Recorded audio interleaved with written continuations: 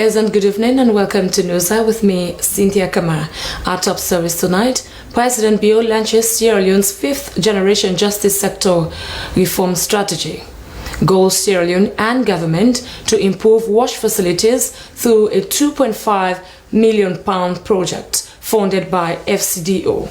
And the Republic of Sierra Leone Armed Forces, AXLAF, and the United States Machine Gun National Guard commits to work in unison.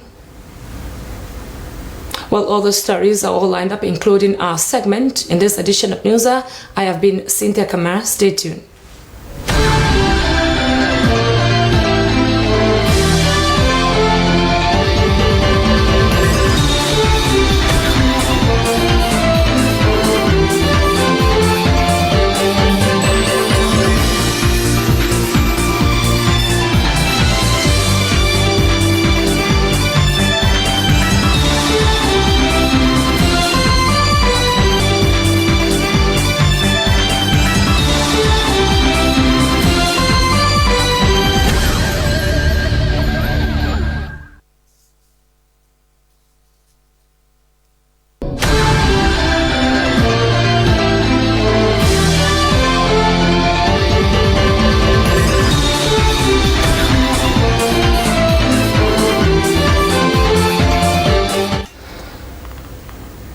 Welcome back. Well, we start the newscast with the announcement of the sudden demise of a Sierra Leonean American ballet dancer, Michela Mabini the Prince. She died. A statement from her management revealed the prince's death was reported on Friday, September 13th, 2024 via a statement from her official Instagram account. The cause of her death has not been revealed. She was 29. The prince was described as someone who led a life defined by grace, purpose, and strength, whose artistry touched countless hearts, whose spirit inspired many, leaving an induplicable mark in the world of ballet and beyond. From 2016 until her death in 2024, she was a goodwill ambassador with the Dutch organization War Child based in Amsterdam. Born as Mabini Bangura into a Muslim family, she grew up as an orphan in Sierra Leone. After her uncle brought her to an orphanage during the Civil War, her adopted parents were told that her father was shot and killed by the Revolution United Front, and she was 3 years old, and that her mother starved to death soon after. Frequently malnourished, maltreated, and described as a devil child because of vitiligo, a skin condition causing depigment. She fled to a refugee camp after her orphanage was bombed in 1999 at the age of 4. She and another girl, also named Mabini, later given the name Mia, were adopted by Leone and Charles the Prince, a couple from Cherry Hill, New Jersey, and taken to the United States of America. May her soul continue to rest in perfect peace. Go Sierra Leone, in collaboration with the government of Sierra Leone, has launched an initiative aimed at strengthening water, sanitation, and hygiene systems in 6 districts across the country. The £2.5 million project, funded by the Foreign Commonwealth and Development Office, will be implemented over the next 4 years by Go Sierra Leone in partnership with WashNet and Budget. Esther Sako was part of the event and our report. Have a singular honor to officially launch the Wash System Strengthening for Health project. The project Wash System Strengthening for Health will focus on 3 critical areas: fecal sludge and solid waste management in Freetown, wash in healthcare facilities across 5 districts, and strengthen wash governance systems at both national and local levels. Go Sierra Leone's country director James Ryak disclosed that the initiative is crucial for improving health outcomes, particularly for vulnerable communities, which aligns with the government's efforts to meet the Sustainable Development Goal 6 targets for clean water and sanitation. The project will strengthen existing wash system by working closely with the government of Sierra Leone, communities, and healthcare providers. We will provide training, advocacy, and technical assistance to improve water sanitation facilities and promote good hygiene practices among the population. The project coordinator highlighted the initiative's goal to reduce the number of preventable deaths caused by wash-related diseases, particularly among mothers, children, and infants. He said the project will also focus on transforming healthcare facilities in Kambia, Kenema, Kono, Moyamba, and Bombali districts into centers of excellence for wash services. James Wan, health advisor at the British High Commission, emphasized the importance of sustainability and ongoing monitoring throughout the project's lifespan. Hope that the learning from that will be catalytic to government and other donors, and FCDO included, to be able to do better investments for WASH in rural areas. He noted that an inclusive approach is vital to ensuring that both urban and rural communities benefit from improved access to clean water and sanitation. Deputy Minister of Water Resources and Sanitation, Engineer Amara Kalon, stressed the urgent need for improved wash services across the country. Your involvement is crucial for ensuring that we tailor our approaches to meet the specific needs of the communities we serve. Together, we can create sustainable climate resilient wash solutions that empower communities to take ownership. The Wash System Strengthening for Health project comes at a critical time as Sierra Leone works to recover from the global pandemic while addressing emerging health challenges. Additionally, it seeks to establish stronger accountability mechanism within the wash sector, particularly at the district level. SLBC News, Esther Sako reporting. After several years of engagement, the Republic of Sierra Leone Armed Forces, AXLAF, and the United States Michigan United Guard have signed a letter of intent to strengthen their cultural, economic, and military relationship. Sulaiman Babature witnessed the signing ceremony at the Joint Forces Command, Guptuka Cockrell Barracks, Freetown.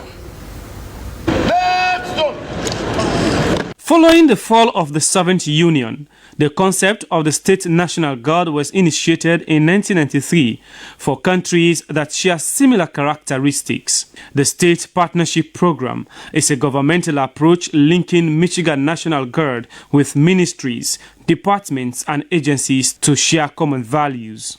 The ceremony, which began with welcoming the U.S. delegation, inspection, and ended with the signing, according to Chief of Defense Staff, AXLAF, Lieutenant General Peter Lavahun, was not just a strategic alliance, but a means of increasing capabilities and transforming the military. It significantly contributes to building an enduring relationship and networks that will foster robust collaboration, enhanced security and defense cooperation, and deepening interoperability between the United States and Sierra Leone, and most particularly between Michigan National Guard and the Republic of Sierra Leone Armed Forces. Adjutant General of the Michigan National Guard, Major General Paul Rogers, said the program was a unique opportunity to maintain peace, train together, share ideas, wisdom, and life experiences. He assured all of their commitment to support the Sierra Leone Armed Forces for a peaceful future. Major General Paul Rogers also stated that he was impressed with the professionalism and readiness demonstrated by AXLAF towards the success of the event. It is not something, sir, we take lightly. It is a commitment, and we will dedicate ourselves to supporting and working with the Armed Forces of Sierra Leone for a peaceful future. While expressing hope that the partnership would help to end issues like terrorism, the Deputy Minister of Defense, Moana Masakoi, said the partnership was part of President Bio's commitment to human capital development. He urged all to uphold the values of the program and expressed belief in partnership, considering the many benefits that come after it. He expressed gratitude for all those who contributed to make the occasion a reality. We are gathered here not only to sign the STP, but to embark on a journey of mutual respect and shared commitment to the principles of security and stability, among many others. This ceremony, U.S. Ambassador to Sierra Leone, His Excellency Brian Hunt said, marked the beginning of a joint partnership and security cooperation between the United States of America and the Republic of Sierra Leone in improving professional education and trainings. He said the partnership will generate a long-lasting relationship and build partners' capabilities to meet complex global security challenges.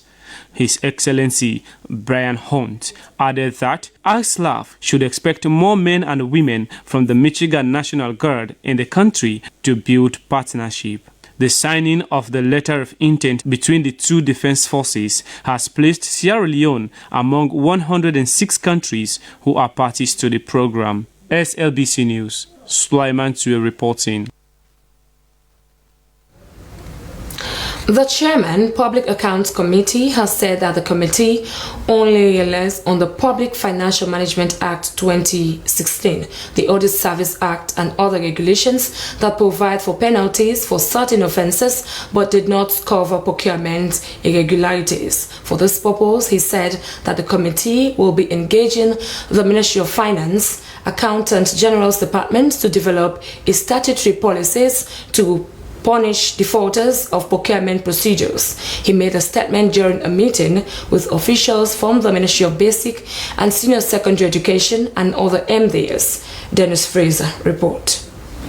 Because the law says in Regulation 100 that no payment shall be made out of the consolidated or donor funds without payment voucher and supporting document. For over 4 hours, staff of the Ministry of Basic and Senior Secondary Education were probed on issues raised by auditors in the 2021 and 2022 audit reports with regards to the verification exercise of the free quality education activities in 8 districts, aside from flawed procurement processes, especially in the payment of over 200 million loans for food and accommodation during a midterm review workshop on implementation of the free quality education scheme in December 2021. Other anomalies identified were the supplies of school and learning materials without following procurement procedures, failure to supply beds and accessories to 5 boarding home schools, and for making payments out of the consolidated revenue funds and donor funds without supporting documents.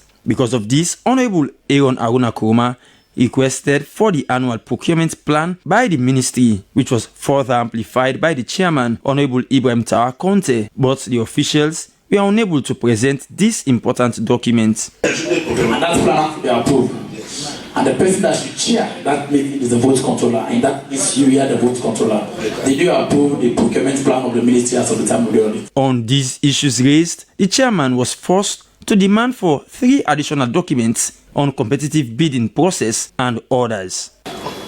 For publication on separate dates for 2 weeks. If you don't give me that, I'm not penalized. You should give us printouts from the publication on the website of the National Public Procurement Authority. You should give us printouts from the website of the ministry. You should give us a list of bidders that bidded for this project. At this point, it was becoming clear that stringent action was needed and for penalties to be levied to forestall these anomalies, especially for a ministry to which 21% of the budget was dedicated for running the flagship program of the government. But after spending hours probing into the financial records of the ministry, it was clear that the officials had not prepared well with the necessary documents to be presented. Although members of the committee had noticed that the auditors had proven to be running faster than their shadows, the chairman ruled that the vote controllers should pay back the amount of 184 million loans, which according to him was willfully and negligently lost in the coffers of the Ministry of Basic and Senior Secondary Education. SLBC, Dennis Fraser reporting.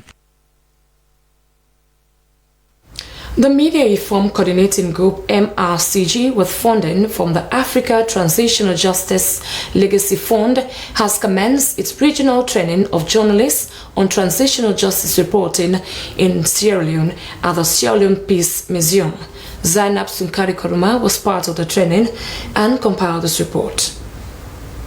132 journalists are to be trained on the reporting issue of transitional justice, and 20 will be selected with the best pitch and story idea for the Transitional Justice Fellowship. African Transitional Justice Legacy Fund was established to support transformative and pioneering interventions in transitional justice processes in Africa. The training of journalists on the subject matter, according to the head of program at MRCG, Augustine James, was to use the media to create a positive change in the narrative of transitional justice and also increase public awareness on such issues. Project implementation is that of the TRC report. I can safely tell you the TRC report and its recommendations are underreported. So that is why we want journalists we are training to look into the report, the TRC report, look at those recommendations. They have existed for like 20 years. How far have they been implemented by the various institutions? Recognizing the havoc the 11-year civil war wreaked on institutions, individual and the society, Joshua Nico, who is the head of department of the Faculty of Communication, Media and Information Studies, Forabe College, said the training came in handy as the need for transitional justice in the Sierra Leonean society is timely. When we talk about transitional justice, we are talking about what processes or structures we need to put in place in societies that are being wrecked by conflict or violence. We all know that we endured a 10 or 11-year civil war that ravaged institutions and individuals, societies right across the continent. Participants were grateful for the training. They describe it as impactful because issues of transitional justice were a misery to them before now. The Initiative for Transitional Justice in Africa project is a 3-year initiative of the European Union and the African Union implemented by 3 consortium partners that will support community-based, survival-led transitional justice projects and processes in Côte d'Ivoire, the Gambia, Guinea, Liberia, Mali, North and Eastern Nigeria and Sierra Leone. For LCBC, Zainab Sunkari Kuruma. In a significant move, the Sierra Leone Commission on Arms and Ammunition has validated its 5-year National Action Plan on Weapons and Ammunition Management. The plan will serve as a guide for the control of arms and ammunition and other related matters. Ibrahim Samra report. Document is important, is good, and is very good for Sierra Leone. Yes. Stand in your organ to validate this document. The 5-year national plan was aligned with the priorities of the government development blueprint. The plan captured key thematic areas ranging from institutional strengthening, adequate budgetary support to the Commission, improving programming for the effective management of weapons, arms and ammunition. 1. That the Commission have a capacity and knowledge for effective arms control in the country. That the state and civilian held weapons and ammunition and air legally and safely in accordance with national, regional and international standards.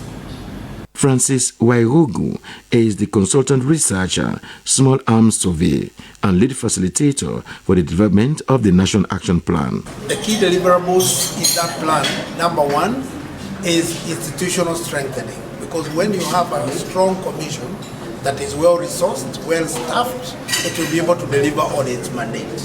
Number 2 is the need for collaboration, because they cannot do it by themselves. They require to work with other ministries, they require to work with other departments, they require to work with regional organizations like ECOWAS, the UN, and everybody else. So collaboration and partnership is another key issue. Deputy Secretary, Minister of Internal Affairs, Catherine Awakekwa, said the National Action Plan would assist the Commission in executing its national mandate, which she said, in turn, will strengthen development, peace and security in Sierra Leone. A member of the Advocacy Committee, Sierra Leone Commission on Arms and Ammunition, Reverend Martha Chuguzi, appreciated the effort and contributions into the document and spoke of the need to strengthen collaboration with MDs, describing the document as a national action plan. The plan envisioned a developed, peaceful and secured Sierra Leone, free from unregulated arms, ammunition and other related materials, with over 86 million old Leones was estimated to implement the document for the next 5 years. Ibrahim Samra, Freetown. The Provincial Secretary of Northwestern Region, Prince Alex Soiba, has declared 7 people as eligible to aspire for the paramount chieftaincy position of Bariwa Wolen Chiefdom in Falaba District. He made this disclosure after 12 people openly declared for the position and told the King's Maker where they drew their eligibility from to vie for such enviable position in the chiefdom, but only 7 were found worthy to contest for such position. Well, Emmanuel Samara has the story. The atmosphere at the declaration of right process for the chieftaincy position in Barawa Wole Chiefdom Falaba District could be best described as frothing water as noise erupts intermittently due to disagreement. The declaration officer, who is the Northwestern Region Provincial Secretary, Prince Alex Soiba, clearly sets the stage by telling the people that chieftaincy elections are guided by law and the eligibility of a person to contest in such an election is clearly stated in the law. It's a person where they can declare now for Tom Paramount Chief. Then for don't born in a wedlock, that way in Mama and Papa and Silon and married a born in a recognized ruling house. That a ruling house will not exist before the 27th April 1961. Interestingly, all of those who declared before the traditional authorities, known as TAs, carries the same Mara surname that are separated in 3 different ruling houses, namely Wandugu, Bauru and Seibramadu ruling houses. 12 people stood before the kingmakers to declare their rights to the throne. I stand under the Wandugu ruling house. Being a first son of the late PC Bokari Kutu Komemara, the first of Barwa and Wele Chiefdom. 5 people linked their rights to the Bauru ruling house, but elders of the Bauru ruling house strongly ejected 4 people, providing historical evidence that they were not paternally related to the Bauru ruling house. 6 people linked their rights to the Wandugu ruling house, but only one person named Ferenke Mara was fiercely rejected by elders and sons of the Wandugu ruling house that he is not in any way related to their house. This man, the one can claim a ruling family on illegally when not belong to. Coming from the Arisadu house, which they don't get no rights to control. Only a single person linked his rights to the Sebramadu ruling house, whose house was not objected, neither was his right rejected. After over 8 hours of scrutiny of the aspirants from the TAs and the declaration team, the declaration officer, in consultation with his assessor chiefs and with historical evidences of the chiefdom, declared 7 people as eligible to vie for the paramount chieftaincy position of Bawa Wole Chiefdom in Falaba District. Sheku Lai Mara, Sori Kankaba Mara, Kema Mara, Ali Sayo Mara, Donkey Mara, Junisa Bokari Mara, Ibrahim Noah Bokari Mara. The Provincial Secretary of the Northwestern Region, Prince Alex Soriba, told the people that the thoroughness of the process was to ensure that the people get their desired leader and for peace to reign in the chiefdom. The chieftaincy election that is to be conducted in Bara Wole Chiefdom came after the sudden demise of the former paramount chief who passed away 6 months after his election into office as paramount chief of the said chiefdom. Emmanuel Samoa, SLBC.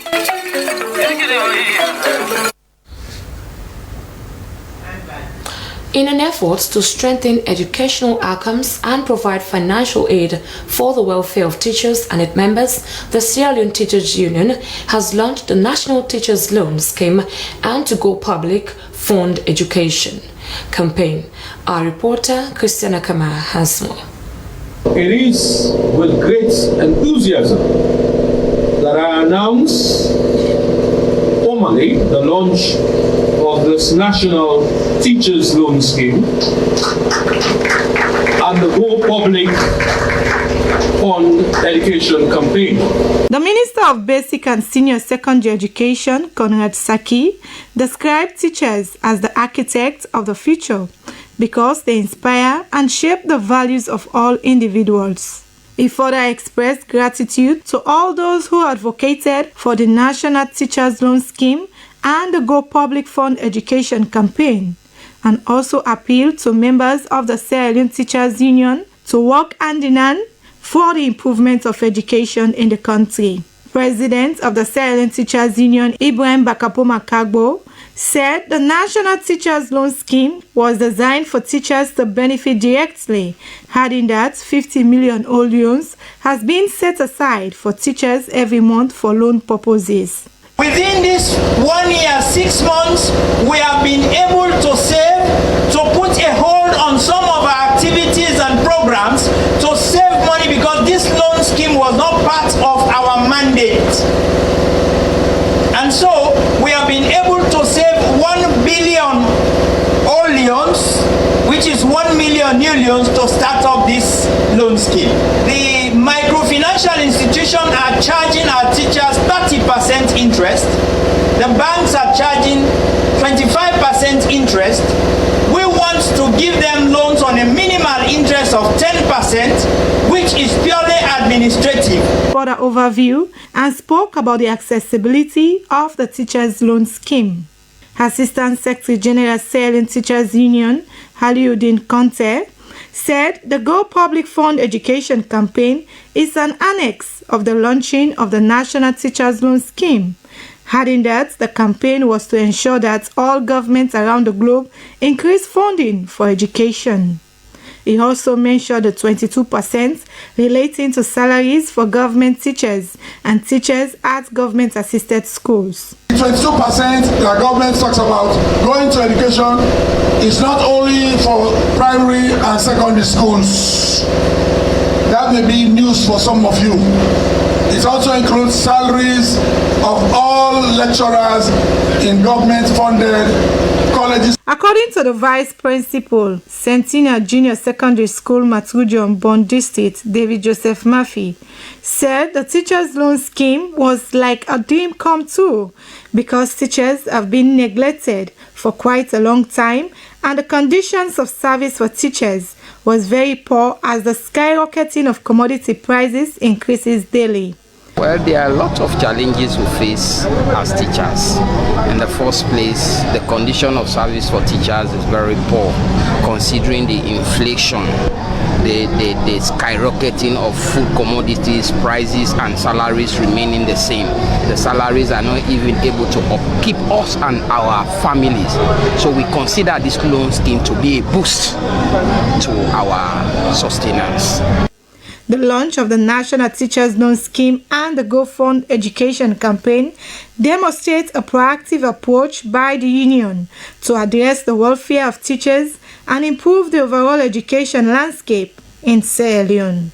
The Sierra Leone Teachers Union SLTU was founded in 1963 in an effort to promote the capacity and welfare of teachers, especially members of the union. SLBC News are in Freetown.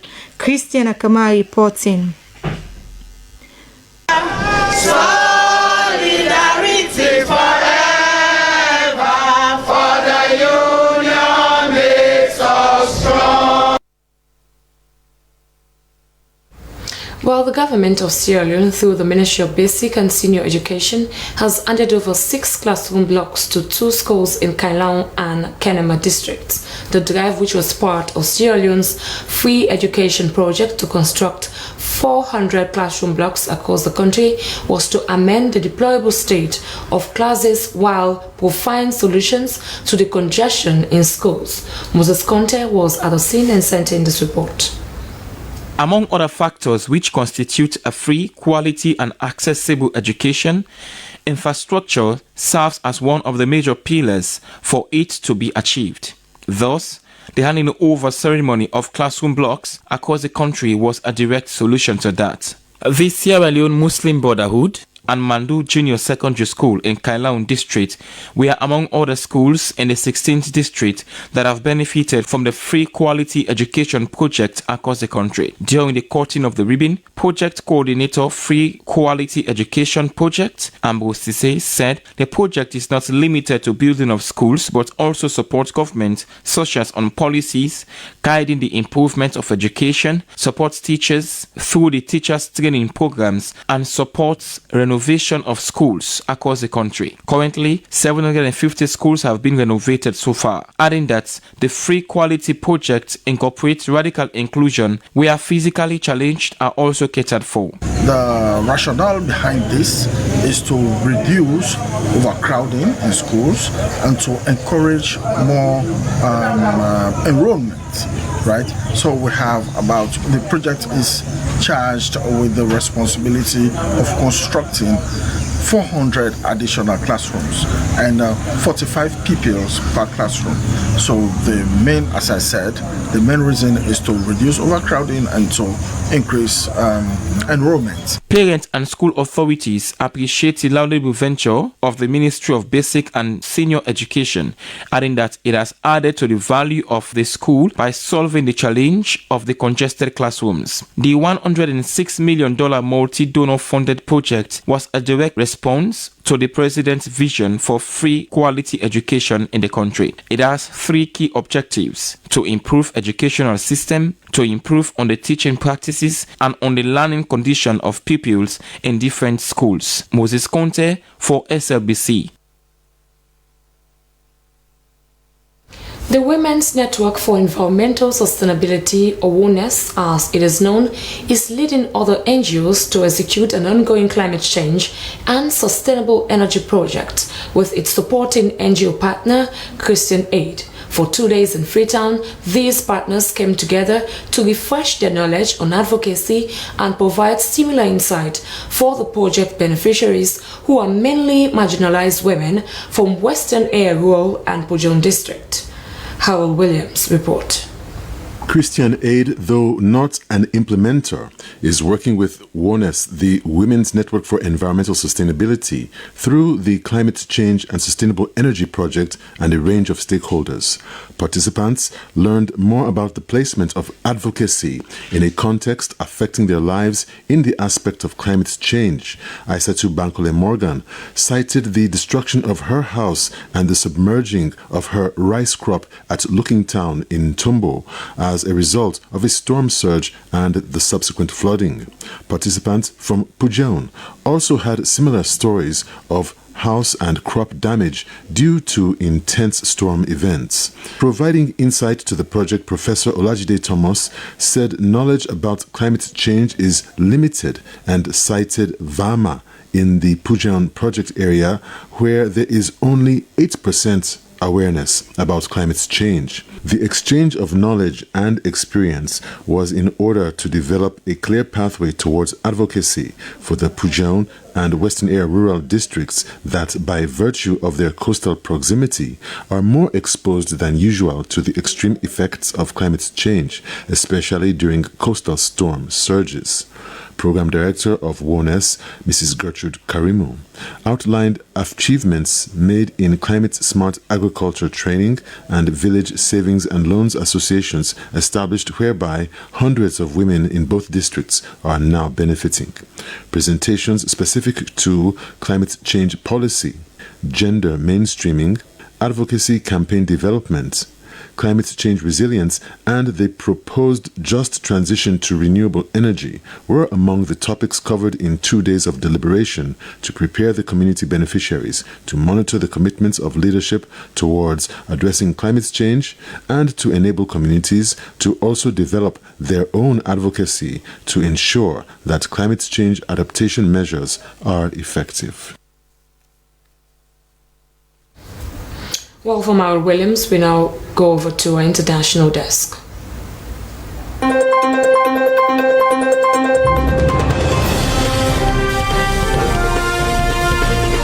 Hello and welcome to the international news with me, Aminata Fofana. U.S. backs 2 permanent seats for African nations on the UN Security Council. The United States announced that it will support the addition of 2 new permanent seats for African countries on the powerful UN Security Council and a first ever non-permanent seat for a small island developing nation. U.S. Ambassador to the UN, Linda Thomas-Greenfield, made the announcement in a speech to the Council on Foreign Relations, calling it a follow-up to U.S. President Joe Biden's announcement 2 years ago that the U.S. supports expanding the 15-member body. Meanwhile, Africa has 3 non-permanent seats on the Security Council, but that does not allow African countries to deliver the full benefits of their knowledge and voices, she said. However, Thomas Greenfield later said Washington opposes giving veto power to the African countries that would hold the 2 permanent seats because the veto makes the Security Council's work dysfunctional. The Security Council, which is charged with maintaining international peace and security, has not changed from its 1945 configuration. 10 non-permanent members from all regions of the world elected for 2-year terms without veto power, and 5 countries that were dominant powers at the end of World War II are permanent members with veto power: the United States, Russia, China, Britain, and France. A Ghanaian Texas, Kadir Muru, concluded a series of solo demonstrations for LGBTQ rights in Accra. Justice begins where inequality ends, and judging others on their sins is simply an act of arrogance and pride, were some of the messages on his large placard. He began marching after an anti-LGBTQ bill was passed in Parliament. Muro said he is not a member of the LGBT community, but is standing up for what he believes is right. In his view, the law is discriminatory. To say that they are sinners and they should go to prison when you yourself, you are also a sinner. Is it because they are a minority? Where his quotes made from Accra's Independence Square at the end of his one-man march. Joseph Wemako, Executive Director of Human Rights Reporters Ghana, said if you are talking about homophobic attacks on the LGBTQ community in Ghana, ever since the issue broke out, issues of abuse, both psychological and physical, have skyrocketed. The bill, entitled Promotion for Proper Human Sexual Rights and Ghanaian Family Values, has faced legal challenges to its constitutionality, which have left it languishing in the Supreme Court. The United Nations has warned that heavy rains and flooding have made transporting aid in Sudan, Chad, and South Sudan extremely difficult. The caution comes as the humanitarian situation in war-torn Sudan grows increasingly dire, with more than half of the country's population experiencing crisis levels of hunger. Although aid trucks are making it through to Darfur, transport is being hampered by flooded and muddy roads. We need maintained and expanded access so that we can ramp up our assistance, save lives, and prevent famine from spreading. WFP Sudan spokesperson Leone Kizili said the downpours have worsened the displacement crisis due to the ongoing conflict in Sudan, which broke out between the Sudanese army and paramilitary rapid support forces in April last year. Of the more than 317,000 people affected by the heavy rains and flooding, 118,000 have been displaced. The country is also grappling with a cholera outbreak triggered by the flooding and contaminated water. Another batch of soldiers and police arrived in Haiti as the country continues to grapple with a surge in gang violence. The 2,000 personnel will be bolstering the Kenya-led UN-approved multinational security mission to fight the gangs who have seized control of 80% of the capital. The arrival in Haiti comes as the US said that the mission is in need of resources. The head of the multinational Kenyan police force expressed his gratitude for the new personnel. The soldiers and police are to provide planning, command, and logistics support. Jamaica has promised to send 200 personnel in total, but says it cannot do so all at once. The surge in gang violence in Haiti has prompted around 580,000 people to flee their homes and has plunged the country into a humanitarian crisis, with around 5 million experiencing severe hunger. That is the international news. I'm Aminata Fufana. Thanks for watching.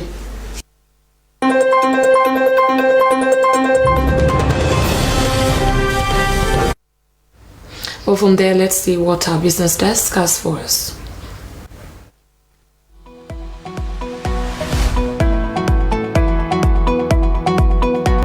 Hello and welcome to Business Update, segment that brings you insights in business and its contributions towards positively impacting the economy. I am Dennis Fraser. Today we shall look at the plight of traders which have expressed concern over the inflation of prices as one factor in their businesses. Now, amid the biting economic situation in the country, the plight of vegetable sellers provides a glimpse into the struggles faced by many in the informal sector. Traders at Salad Ground at PZ voiced the dismay over the inflation of prices as one factor in their businesses. Our business reporter Stella Bangua visited the area and compiled this report. Local vegetable sellers are increasingly concerned over low sales, attributing the downturn to the persistent inflation within the business sector. Essential commodities such as staple food items have become luxuries for many families in the country. This economic strain has left vegetable sellers struggling for customers. Lucy Koroma, a vegetable seller and single mother, expressed her concern over the inflation in vegetable prices, stating that this affects her business. Vegetables that we sell, the price are all different. Vegetables, we sell. Oh, the good of course, the money, alimony again. We see the of course. If they show you the price, you're not able to buy part of the top. You go sit them back in the house. You go for the food, so you're not able to buy. Pass in the top. You go sit on the house. And now school are open. I want to school are open, so you know the easy. Because they're picking again for go school. They're being again for kind of house. Mama, what you cook today? Then I ask Mama if you sell it. Ask Mama what you cook today. So it's not easy for me. Papa government, will they beg you? Father Bio, help me. Let you pay attention on the fruit business, on the eats inside. Across the market, other vendors echoed her sentiments as the rising cost of transportation has made it difficult to move and maintain their prices. Well, for the present moment, business model, because all things are expensive for me. So the electricity what they put out from upline Guinea, and I buy with the buy. One on I buy clothing with the buy and sell clothing. The business they go according to our water. Very difficult for me, right? So when you want back the government, let them sorry for me. Let them pull the cushion on the country. They let the economy for the business side and the country. They can't do because some of free. Now we they help to manage. What for the government step on that side? Let them use the market there as well as private company. We don't get fixed price. They have minimized from very chicken go down. But we have to go family. Not easy at all. Yeah, the government think they just a dear. Think they just because they're expensive. Okay, because me this today 90,000, go the other day say 95,000. And we say we did this somebody will suffer. Traders here are calling on the government to implement measures that can stabilize the economy and maintain their businesses. This, in turn, they say, will assist them in funding their children's education and sustain their livelihoods. For SLBC News Hour in Freetown, Stella Bangura reporting. Well, many thanks to Stella Bangura for putting that report together. And that's all we have in this edition of Business Update. I'm Dennis Fraser. We'll let now go over to our entertainment desk.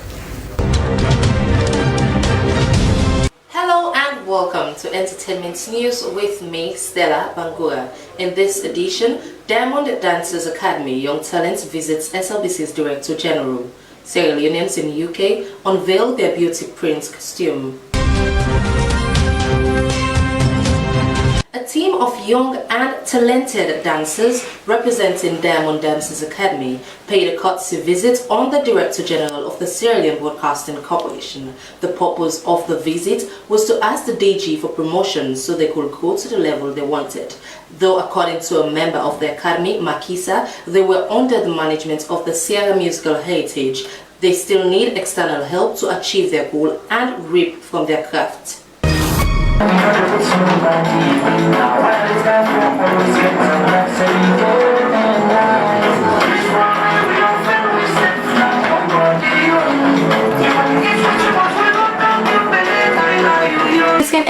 skin every day. We skin very hard.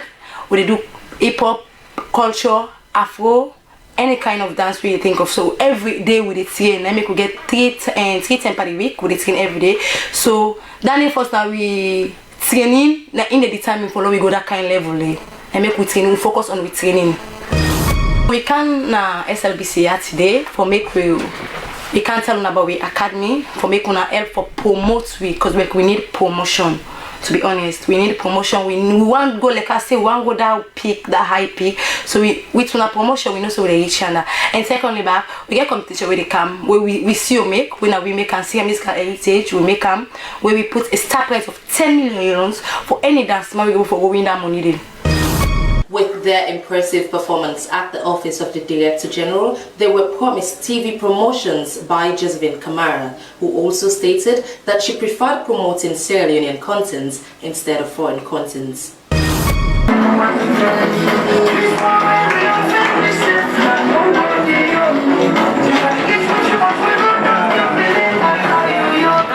I dance decent. Every day I watch TV. Between the office now and the control room, I vex, I run every day. When I see that one, the girl picking and the gyrate during the day on we national television, it make a vex. So when I see this, it make me heart jump with joy. So I really glad it. I wish from time to time when I go do a collection of dances with music, where SLBC go take pictures of una, videos of una, we go they play them during the day. As long as na decent dance. Amazing, isn't it? The young dancers expressed gratitude and were excited over the promise and promised to do decent videos. Two Sierra Leoneans living in southeast of London, Sarah and Melvin, have gloriously tied the knot early this month. Their wedding ceremony attracted many Sierra Leoneans in and out of London. The guests showed up in their colorful and flamboyant outfits to grace the occasion. Mr. and Mrs. Metzger were seen in over 5 outfits, and each outfit exceeds the other. Wonderful. Their white wedding outfit was thoughtfully stitched, giving all sparkles as they rode through their horse and carriages. Well, that's all we have in this edition of Entertainment News. I am Stella Bangura. Stay tuned.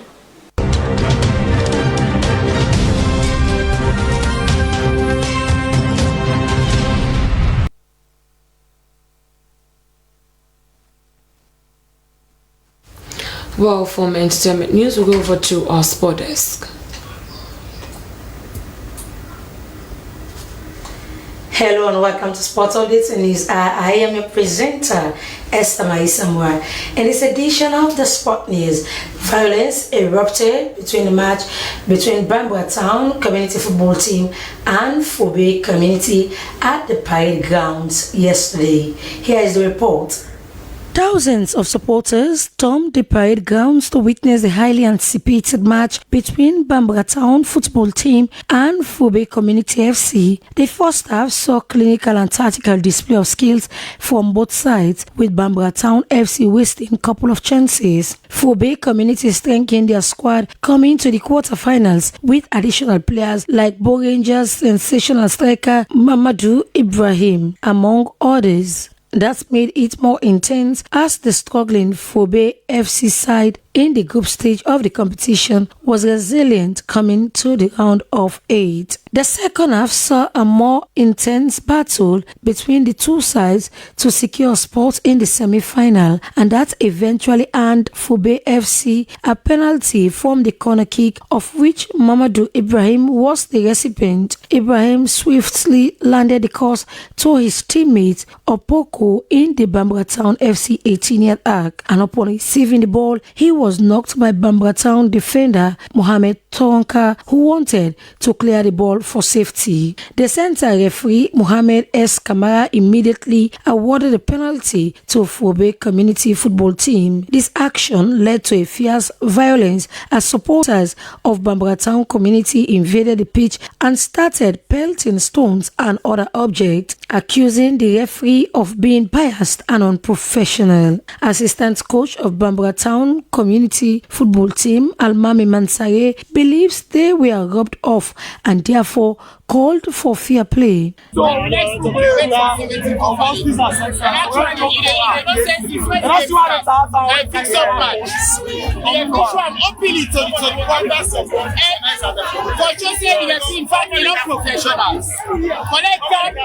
apologize to me. You don't apologize? You apologize to get up in the video and if you don't record them. Today, you can see you apologize to me, say it's sorry, my mistake you make. And a silly mistake. You're professional, but if you don't make a mistake, keep on first. At this time, this situation, then they can't apologize. So we have the operations officer at the East End Police Division, ASP Septimus Vandi, condemned the unsportsmanship behavior, maintaining that actions will be taken against perpetrators. I assure you, sir, there's nobody who will disturb the peace and tranquility for others in this state. And anybody who tries to take the law into your hands, the police will never take the peace from them. One of those days, when somebody faces, when something goes wrong, you're not going to use the right channel for filing grievances. But taking violence is never acceptable. With police presence here, police will never make people in the crowd. I have seen people that are misbehaving, inciting others. I have videos today for which I know, even after here, you can be in your private houses. I can bring you to crimes that you have committed or inciting others. That's I can show you. A public notice from KOFA indicates that the league has been put on hold for security reasons until further notice. Esther Marie Samura, SLBC. It was indeed an unfortunate incident at the parade grounds. But as it was Sport Updates and News, I have been a presenter, Esther Marie Samura, saying goodbye. Keep watching the SLBC. Well, from Sport Updates, that'll draw the curtain down, but quickly let's go through our headlines. President Julius Maada Bio has launched Sierra Leone's 5th generation justice sector reform strategy, a transformative initiative designed to foster a justice system that serves all citizens equitably. Go Sierra Leone, in collaboration with the government of Sierra Leone, has launched an initiative aimed at strengthening water, sanitation and hygiene system in 6 districts across the country. The £2.5 million project, funded by Foreign Commonwealth and Development Office, will be implemented over the next 4 years, and the Republic of Sierra Leone Armed Forces ASLAF and the United States Michigan National Guard have signed a letter of intent to strengthen their cultural, economic and military relationship. Well, that's all we have time for in this edition of News. I am Cynthia Kama. Good night.